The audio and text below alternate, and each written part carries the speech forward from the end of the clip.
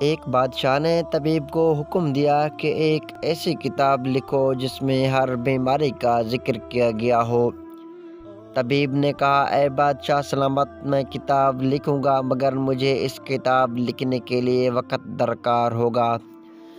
بادشاہ نے طبیب سے کہا کہ جتنا بھی وقت لینا ہے لے لو، مگر یہ کتاب مجھے ہر صورت میں چاہیے۔ بادشاہ کے حکم کی تعمیل کی گئی اور کتاب لکھنے کا کام شروع ہو گیا۔ حکیم نے سب سے پہلے بیماریوں کے نام لکھے، اس کے بعد ان بیماریوں کی وجوہات اور ان کا علاج لکھا گیا، اور آخر میں 2 متضاد چیزوں کو کھانے کے نقصانات لکھے گئے۔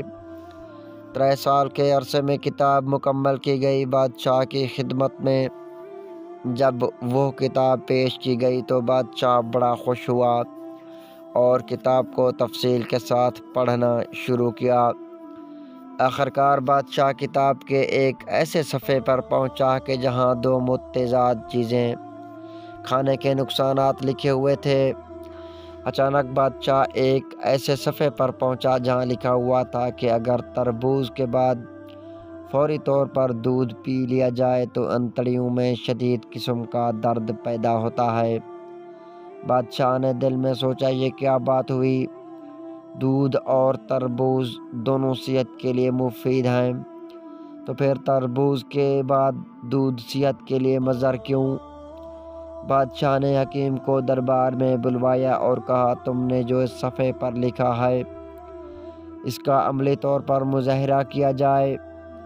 اگر تمہاری یہ بات جھوٹی ثابت ہوئی تو تجھے پوری سزا دی جائے گی۔ بادشاہ کے حکم پر ایک غریب کسان پر تجربہ کیا گیا۔ کسان کو سب سے پہلے تازہ تربوز کھلایا گیا اور اس کے بعد دودھ پلایا گیا۔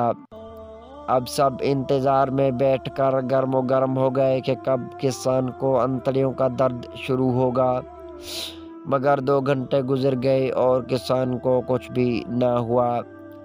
بادشاہ نے غصے سے حکیم کی طرف دیکھا اور حکم دیا کہ حکیم کو گرفتار کیا جائے اور سولی پر لٹکا دیا جائے۔ حکیم نے کہا، مجھے 3 مہینے کی مہلت دی جائے اور اس کسان کو 3 مہینے کے لیے میرے حوالے کیا جائے۔ بادشاہ نے اسے 3 مہینے کی مہلت دے دی۔ حکیم نے کسان کو شاہی کھانے کھلائے اور سونے کے لیے نرم بستر دیا اور شہزادوں کی طرح اس کی خدمت کی۔ 3 مہینے کے بعد حکیم نے کسان کو چیک کیا کہ کسان کا جسم نرم مزاج ہو گیا ہے یا نہیں۔ حکیم نے ایک رات کسان کے بیڈ میں سے نرم گدا نکال دیا تو دوسرے دن کسان نے کہا کہ مجھے ساری رات نیند ہی نہیں آئی۔ حکیم سمجھ گیا کہ اب کسان کا جسم نرم مزاج ہو چکا ہے۔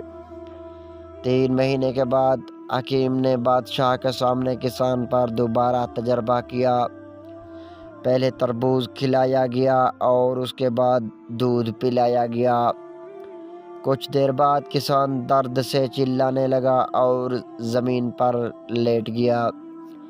بادشاہ نے حکیم سے پوچھا، اس کی کیا وجہ ہے؟ حکیم نے کہا کہ آپ نے مجھے کتاب لکھنے کا حکم دیا تو میں نے ایک بادشاہ کی طرز زندگی کو دیکھتے ہوئے کتاب لکھی تھی۔